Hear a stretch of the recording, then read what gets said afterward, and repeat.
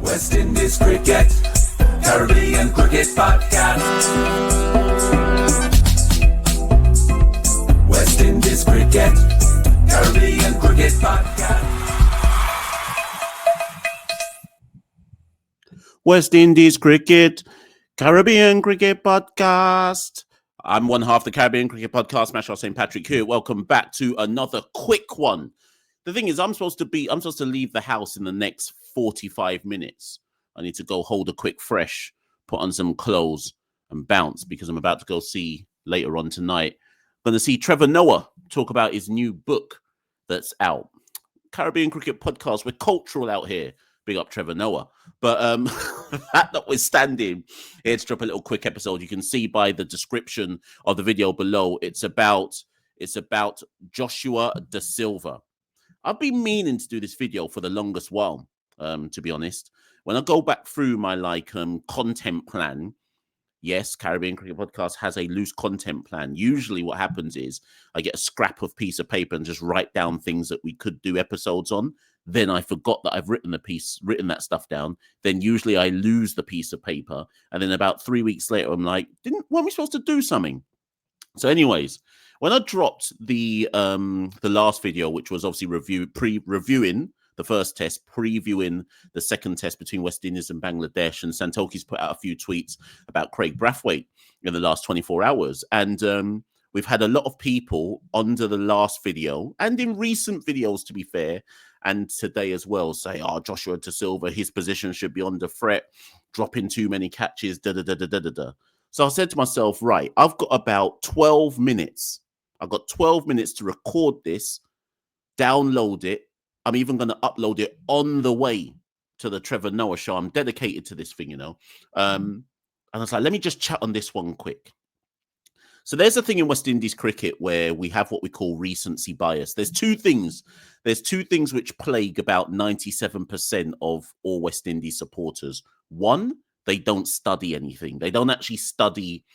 Most West Indian supporters don't study form. They don't study stats or anything like that. They just speak on emotion. And they're like, Joshua Da Silva, he needs to go. Or Craig Brathwaite, he needs to go. And then when you start pointing out certain kind of numbers and statistics, they'll tell you to go SYM and you don't know what you're chatting about anyway. Stink London, man. Move and go. Okay, cool. But Caribbean Cricket Podcast is here to always drop the numbers, drop the stats, drop the facts, and answer the serious questions. I'm not here to defend Joshua Da Silva. Far from it. I like Joshua Da Silva. I think he's a good player, but I'm not here to defend him. I'm just here to present the numbers, the stats, the facts, and the evidence, and then you lot can get angry and mash up the keyboard when you type your responses below. Follow the Caribbean Cricket Podcast. Most people who are responding are saying it's time for Tevin Imlach to get a go, or it's time for Amir Jangu to maybe get a go, whatever it might be. And I just said to myself, okay, let me crunch the stuff though. Let me leave Jangu out of it for the time being. Yes, Jangu has had a good West Indies championship this season. He's had a good Super 50 this season, and he's been a player who looks like over the last year to 18 months that him working on his game is starting to bear fruit. He's also the right kind of age, 27-ish, where you start to actually even understand who you are as a cricketer in the region. Same for Tevin Imlach. But Imlach is the incumbent backup because Imlach's the one who's been called up to multiple test match squads. He obviously is. If Josh was to ever get injured, Imlach would be straight in as the incumbent. So I said, first things first, let me call Imlach's numbers. So in Imlach's last two Super 50s, both the one this year and then last year's championship, this year's one, Tevin Imlach scored 233 runs in 7 games at an average of 58. No hundreds, 350s. So that's obviously very good. Sorry, that's Super 50. Sorry, I've got it wrong. Sorry, this year's Super 50, Imlach scored 233 runs in 7 games at 58 apiece. Strike rate was atrocious by 50 over standards, but we'll give him the 58 average and say he's in form. The West Indies Championship earlier this year, he played 5 games, 485 runs at 54 apiece, 200s and 350s. So you put those games together across West Indies Championship this year, Super 50 this year. That's 12 games for Tevin Imlach, 200s, 650s, averaging pretty much around 56. I cannot refute that. I'm not going to attempt to refute that. If someone said to me, is Tevin Imlach in good form? Does his stats warrant him being in the West Indies Test match squad and still being the next taxi on the rank to Josh Da Silva? Basic numbers say yes. Do those numbers warrant him replacing Joshua Da Silva? Not necessarily. Let me explain. Imlach went on the West Indies A tour of South Africa last year. That was captained by Josh Da Silva. Imlach played in 2 of those 3 unofficial A team test matches. He scored 34 runs in those 2 matches at an average of 14 apiece. The reason why I mention that is that was his chance. When you're on an A team tour and you're trying to make your claim to say, right, put me in, you've got to make runs. When you get that chance, you've got to make runs. Kevin Sinclair made runs, right? And got in. Shamar Joseph took wickets and got in. When you get an A-team chance, you can't afford to score 34 runs at 14 and expect to replace the incumbent in the team. Joshua Da Silva was also on that tour of South Africa, the A-team tour, and Josh Da Silva on that tour he played all 3 matches, to be fair, and he scored 152 runs at 25 apiece, but more importantly, he scored a century. So that was a tour where both of them played. Da Silva outperformed him. So it's no use people saying to me, but Imlach's got average 54 in the West Indies Championship this year. He's averaged 58 in Super 50. Because when you're going to tell me those numbers, you have to compare it to, well, what has Josh done in West Indies colours in the last year? And this is what he's done. In Australia, Josh scored 110 runs in that 2-match test series at an average of 28. Before anyone says to me, that's not good enough. It's in Australia. We're the West Indies. He bats at number 7, sometimes number 8. What do you want him to do? What is it realistic? What is reasonable and realistic to arts of a wicket keeper in general? And then what is realistic to arts of a West Indies wicketkeeper batting at number 7 on the international stage when your whole top 6 barely averages 28 as it is? So the question that a lot of you have to ask yourself is, are you expecting Josh Da Silva at number 7 batting with the tail to outperform the 6 people ahead of him who are supposed to be just batters who can't even average 28 themselves? So keep it a buck. Keep it 100. Don't be asking more from the guy who has to bat with the tail than the top 6 who don't even average what he averages.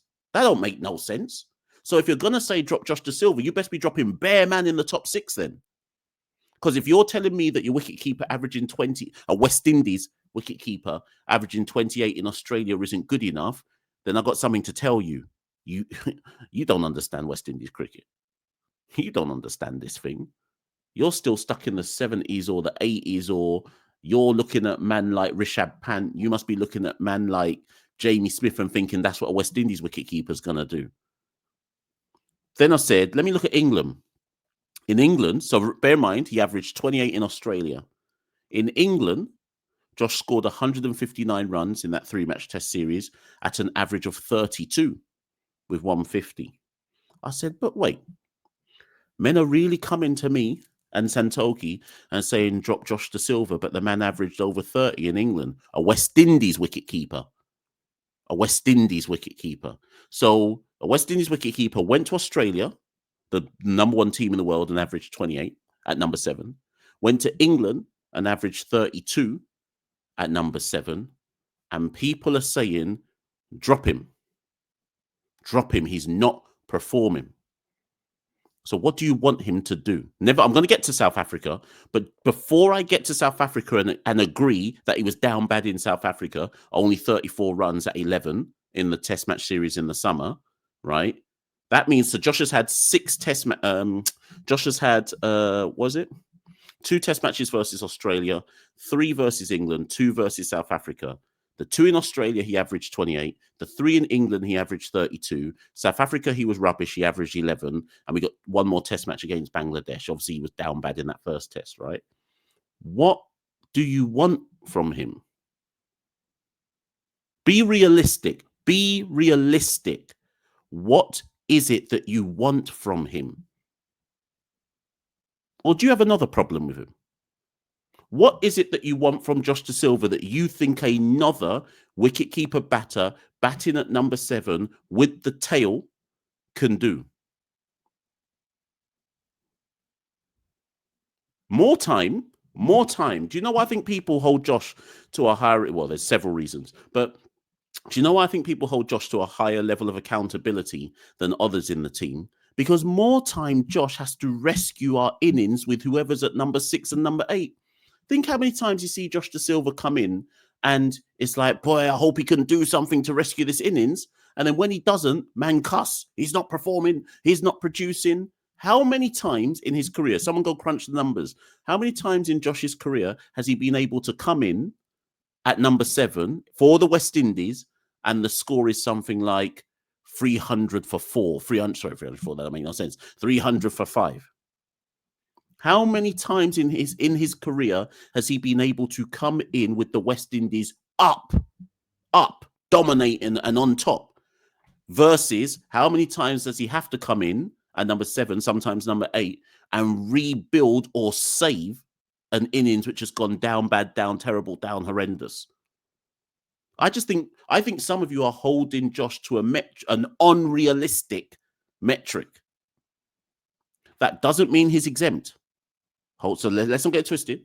That doesn't mean I'm saying he's exempt from scrutiny. He's not exempt from criticism. He's not exempt from critique. All of them can hold a cussing.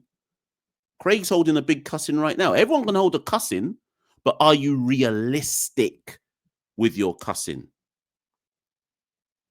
Tevin Imlach is the incumbent. Some will say, Tevin Imlach is the next person to come in if Josh was to ever be dropped. Some say Amir Jangu, but it's Tevin Imlach. Let's just be real, people.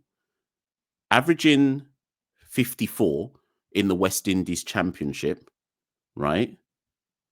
So Imlach, 485 runs at 54, which is good. Very, very good. That's not the same as going to England and then averaging 32. Who did we take to England? So Alec Athanaze, remember, he got picked. Alec Athanaze got picked for the West Indies team off the back of domestic runs, and he's had a big struggle. Kavem Hodge has been picked off the back of domestic runs. He's all right, but he's only barely touching 30s. Athanaze is barely touching 29s. And then you are looking at a next man, and obviously people are going to point to Justin Graves, who just scored the maiden century. But Graves went to Australia, let's not forget. Graves went to Australia and averaged 12. So Graves got picked. Don't try and pretend that Graves just got picked now, you know. Graves got picked before. He debuted in Australia. He averaged 12. Josh averaged 28, and you men are telling me that's not good enough. So keep it a buck, people. Keep it realistic. Keep it consistent. If you're going to tell me drop Josh, cool. But tell me the real justification for why you think he should be dropped. And then when you tell me the real justification for why you think he should be dropped, tell me what you think is realistic for a West Indies wicketkeeper. What is it realistic that this year, forget Bangladesh, let's assess him against Bangladesh at the end of the series because he might go on to do something in Jamaica. If I had said to you at the start of the season, be honest with me, people. If I'd said to you at the start of the calendar year, Joshua Da Silva, batting number 7, will average 28 in Australia, 32 in England, and then 11 at home versus South Africa, would you have accepted that? And would you have said, yeah, that's about fair. That's fair. One average, one good, one down bad. And I don't even know if 28 in Australia can be counted as average for a wicketkeeper. For West Indies, that might even be counted as good because he outperformed people above him. So maybe that's good. Listen, people, it's a quick one. I've got to go listen to Trevor Noah. Get at me in the comments below, people. Get at me in the comments below. I didn't even really touch too tough. In fact, the last point I wanted to make about Imlach. So Imlach had a good year this year. Last year, in Super 50, he played 8 matches, scored 237 runs at 30. And in the West Indies Championship, he played 5 matches and scored 225 runs at 25. So even if you're bringing the Imlach argument to me, you've got to accept that The real stats he's bringing is from this year only, 2024. It's not last year in 2023, it's this year, right? So then you have to weigh up what is done domestically in 2024 versus what Josh has done internationally, particularly in Australia and England in 2024. What holds the bigger metric? What's the bigger metric? And like I say, be honest. What's the realistic expectation for a West Indies wicketkeeper? Listen, people, I'm out. It's a quick one. I could have gone into far more depth and analysis, but you don't know with Caribbean Cricket Podcast. We set it up. We lay out the argument. We give you a bit of evidence to go away and think about and postulate your thesis on, and then you jump in the comments with the anger. Cool. You done know. I'll be Machel St. Patrick here at one half the Caribbean Cricket Podcast. Like, share, subscribe. Find us on all the socials. If you want to help us financially, www.patreon.com/CaribCricket. We do have a PayPal, you know. If you want to do that as well, let me know. But listen, I'm out, people. I've got to go hold a fresh. See you all very soon. I'll be Machel St. Patrick here at one half of the Caribbean Cricket Podcast. Peace.